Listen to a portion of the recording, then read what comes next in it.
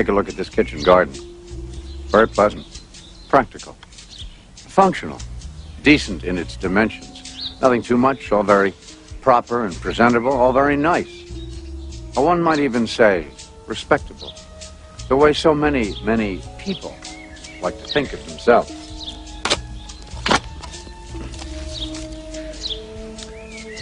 But you do not have to dig very deep beneath the surface to find out that all is definitely not as it seems. There are rotting bits of leaves, twigs, stones, slugs, worms burrowing away. Oh, no shortage of them. All manner of wriggling things that fear the light and love the dark. Exactly the same things that you would discover if you looked under the veneer of respectability the nicest people cover themselves with. And in their obsession to maintain respectability, to keep up decent and correct appearances, the nicest people, as in this story, are quite prepared to behave in the nastiest way. She was an avid gardener, always on her knees in the ground. She loved pulling plants up out of the ground. It's another way to murder something. Gardening is a very violent activity. You are always having to decide who lives and who dies. Ma mère et mon beau-père n'étaient pas très contentes. Et la maison n'était pas très heureuse, on peut dire. C'est pour ça. Mais en tout cas, heureusement, j'aimais l'école et j'aimais lire. Et ça a commencé comme ça, peut-être.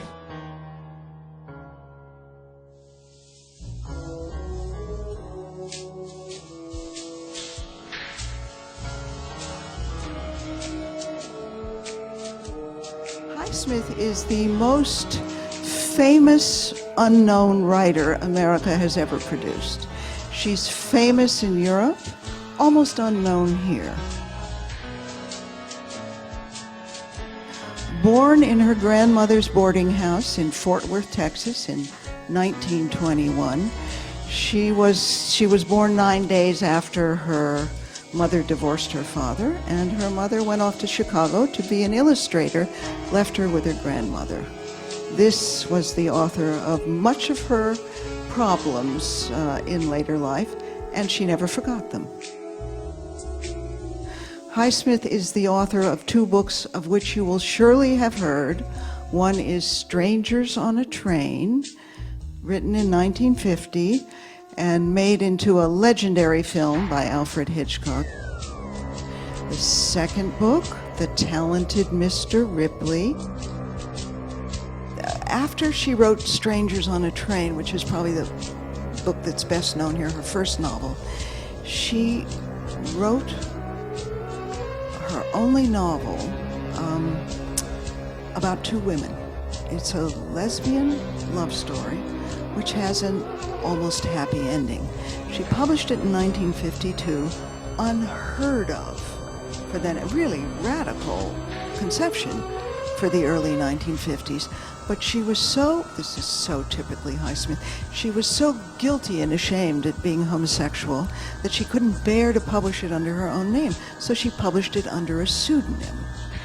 And when finally, in 1990, she was persuaded by her English publishers to publish this novel under her own name, she changed the title. So something about the book was always in disguise. It had to be in disguise for her to publish it. It's a perfect period piece.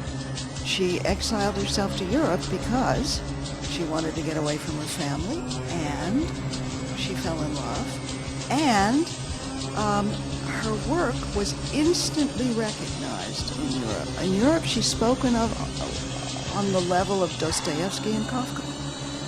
Here, she was constantly reviewed as a crime writer or a suspense writer.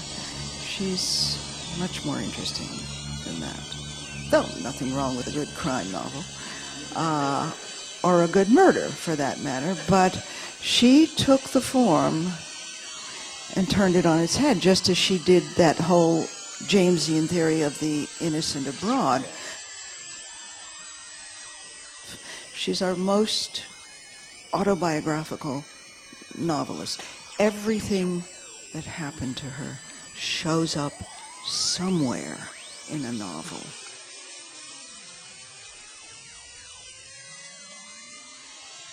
You were born in Texas. What did your family do?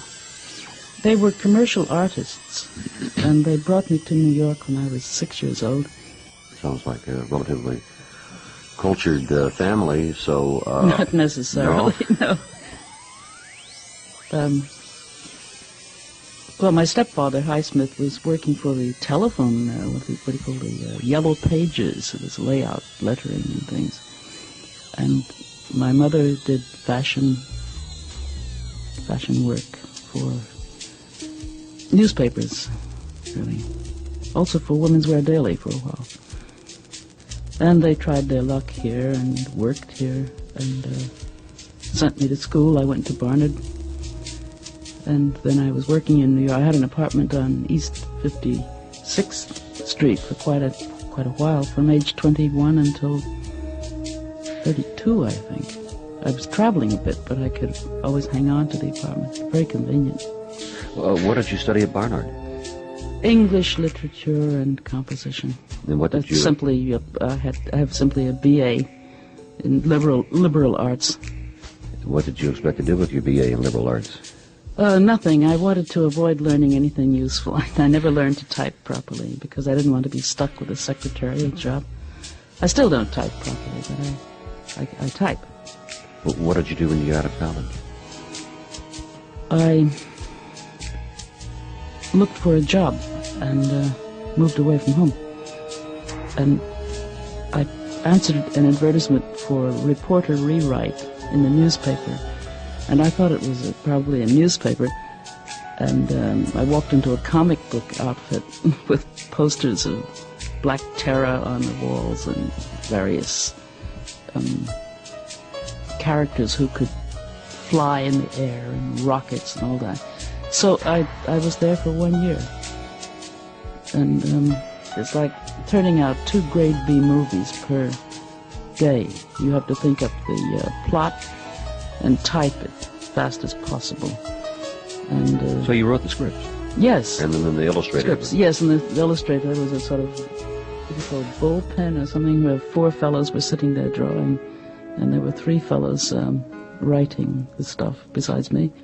After I learned that, I could do it freelance, so I went to Mexico and failed to finish a book I was working on. I came back to New York absolutely broke, but I still had my apartment.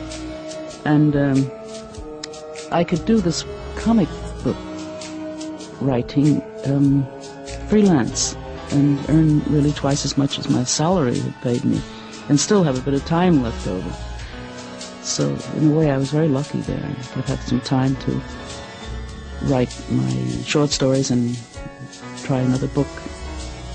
You said a while ago that you deliberately didn't learn to type because you didn't want to be put in the position of having to do secretarial work, which so many women had to do in the 40s and the 50s. But without this, you said you had some ability to type. Doesn't this slow you down at all when you try to write? Yeah, to some extent, but I don't mind that. I like to correct a manuscript by hand. I don't use the word processor as yet. And I have an electric typewriter at home. It's an Olympia electric. And I still don't. It's there. It's got a cover on it. And I very seldom use it. I used my old Olympia, which I bought in 1956. It never needed a repair. It's an excellent typewriter. Made in Germany. Do you always have a writing project at hand? Yes, practically always. And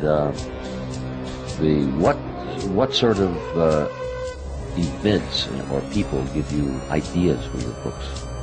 Oh, I can never predict that. It's sometimes the most unlikely people or unlikely events. Or if I'm, I don't know, rushing for a train or in a state of anxiety, or an idea that doesn't pertain to that at all will come into my head. Rather a good idea. I mean, just quickly.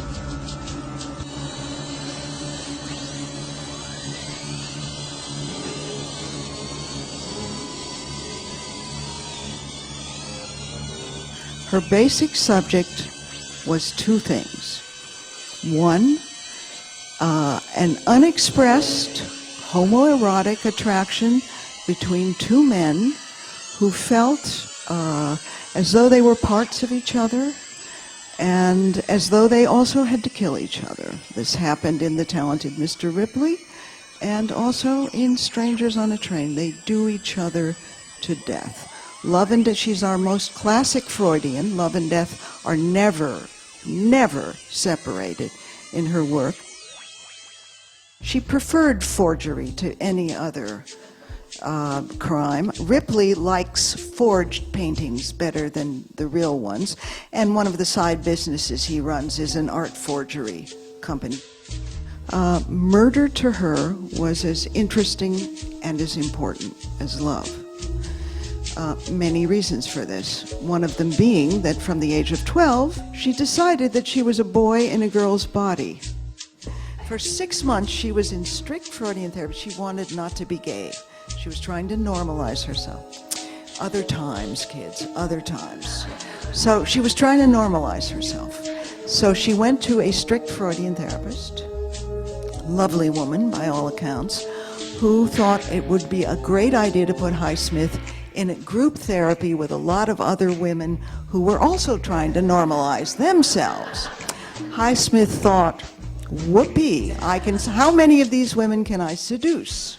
That was her response to 6 months of therapy. But the therapy sessions, which she carefully transcribed because she wrote down everything that happened to her, are the funniest things. You can see her slowly undermining this woman, this psychoanalyst who is no match for her, subverting her. Like all really complicated people, she had thousands of different characters inside her, and depending on the situation she was in, and this is a point that is brought out again and again in her novels, she could rotate her aspects and out would come another character. She was so tempted to commit crimes herself, and did not do so. Many crimes of the heart, of course, but her chief desire was to fulfill herself completely in her work.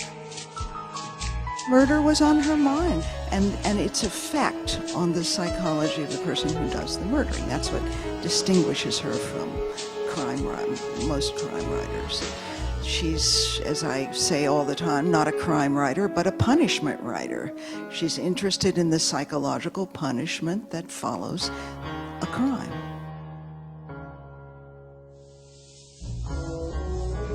Now, I'm trying to define your work, and they're not always mysteries as such, and they're not always thrillers. They kind of take I guess thriller, I think, is probably the best description. I suppose, yes. They're never mysteries because I can't write mysteries or puzzles. I go along usually with the murdering. So there's no mystery at all. Just everybody knows exactly who done it and why. Not except in the street. Well, that's true. That's an exception, but it's not the major part of the book, finding out who did this. As in Strangers on a Train, here are essentially innocent people who get caught up in events that seem to go out of control, that they have no control over. Is this a typical approach that you use for most of your work?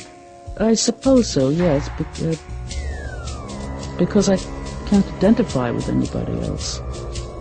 Though to some extent I like psychopaths as in Bruno in Strangers on a Train, but not as the protagonists, really, not as the chief character.